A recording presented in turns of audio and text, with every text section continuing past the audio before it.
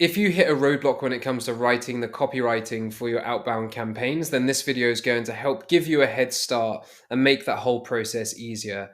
In the video, I'm going to walk through the exact process that I follow to help me understand a little bit more about the personas that I'm writing messages for, and also the problems and pain points that I can mention in that messaging, and lastly, some of the triggers that potentially I can use to increase the relevancy of my message. Now, I'm not a huge fan, if I'm honest, of writing the whole email using AI. I feel like it can take longer for me anyway to get that prompt right than it would be just to write the email anyway. And in with this workflow, which I'm going to show you, which includes Clay and Twain, I'll show you how I get to the point of having great emails. So the first part is in Clay. A lot of people use Clay to enrich data and build lists. What I'm really doing here is to help me prepare to write the cold emails. So this would be good if you are an SDR or someone that's new to a role, selling into a new persona that you haven't sold to, or your company's expanding and trying to target new audiences. Or if you're a founder who's running outbound and you're just not getting the results you're looking for, then this could also be useful. And if you're another cold email agency, then you'll probably find this useful as well. So in Clay, I've got a few things here. I'm going to share this template for you after. Anything with the pencil is just where you need to go in and add in the information. And behind the scenes, I'm using OpenAI to do some of the legwork for me and some of that analysis as well. You don't see it in this view, but you can simply just click here and look at and unhide the columns. But just to keep it easy, I've hidden them for now. So let's just use an example that we're probably all familiar with. We're going to go with Buffer. Buffer is a social media management tool. It does a lot more nowadays, but I just want to keep the example really simple. So the first thing I'm going to do is just type in the company name and also paste in the domain. Now, automatically, it's going to enrich the profile. This does use 1 credit in Clay, but it doesn't use a lot of credits. And what this really pulls through is the description of the company itself, which helps with some of the automations. However, I kept the ICP and Persona out of OpenAI. You can use AI to give indication of the types of ICP and Personas. What I find when you do that is it's very, very broad. And when you're running campaigns, you want to keep your campaigns as small and specific as possible, running your campaigns to small targets. So Buffer can obviously help a lot of different people. In this example, I've just pre-populated the persona in my notes here. So in this example, I'm going to be reaching out to D2C e-commerce brands with 1 million to 10 million in revenue. And the person to reach out to is the social media content manager or head of social media. So I'm going to hit enter. And in the background now, this is pulling through to OpenAI to pull out the buyer persona details as well as the potential triggers as well. So I just paused the video to save you some time so you don't need to wait around to watch the results come up. But we can see now that we've got the buyer persona details as well as the potential triggers. So I'm just going to open this up. What I'm really looking for here is some help for me to get started when it comes to thinking about the copy. So I've asked it to tell me the problem that this person will face, the importance of finding a solution, the personal and professional impact, and then how Buffer's solution, so the company I'm writing copywriting for, can help. And then what I really like is these probing questions. Now, I don't use these probing questions exactly in my cold emails, but they do help me start a lot of the cold emails. Do you ever feel overwhelmed trying to keep up with scheduling posts across all of your social media channels? That's a really broad statement that would apply to quite a lot of social media managers. So we've got the first problem, and by the way, there's 3 problems here: managing multiple social media channels efficiently, measuring ROI from social media efforts, and then lastly, consistent content creation and curation. So these might seem quite obvious, but when I speak to a lot of sales reps, they know a lot about their product and service, but they don't really know too much about the problems and challenges that the prospects face, which is why I've built this Clay table.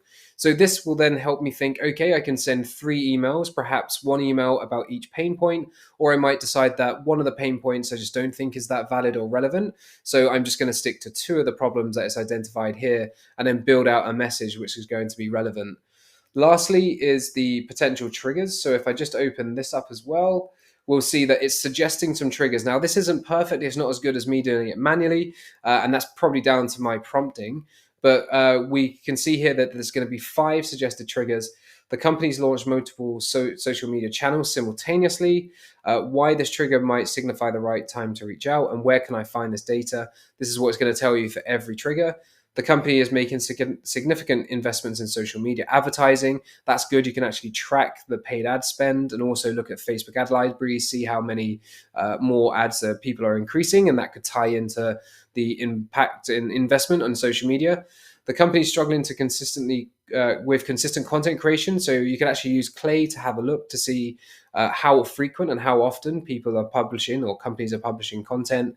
The brand is launching a new product, so that's another one. And also, the company has recently faced social media controversy or negative customer feedback.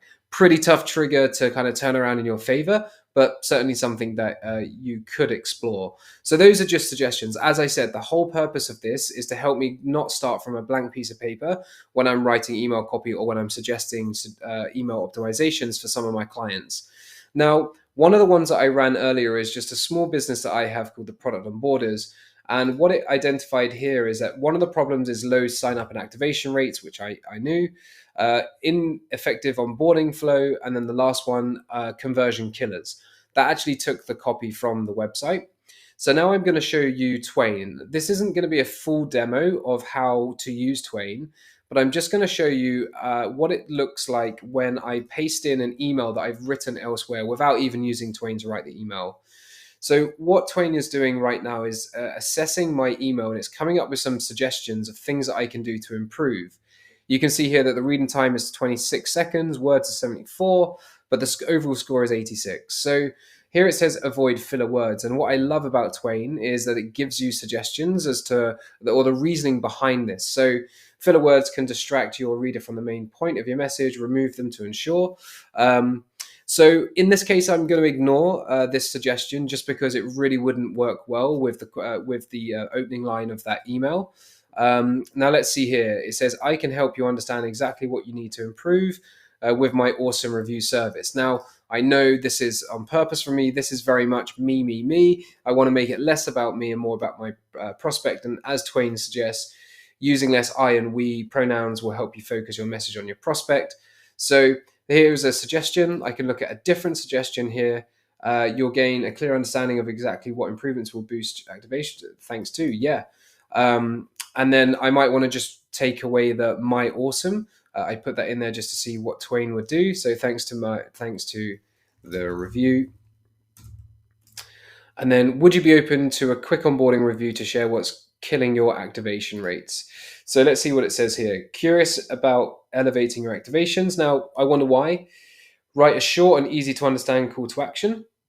So I typically agree with this suggestion. However, when you finish the end of the call to action with the actual thing that you're doing or thing that you can help with, I do feel that having a longer call to action is okay. So would you be open to a quick onboarding review? That would be short enough. But then I'm also highlighting the benefit of that call to action. So to share what's killing your activation rates. So I'm just going to ignore that one for now. And I can see that if I ignore this one too, I get a score of 100. The words are down to 73 and it's still a reading time of 26 seconds.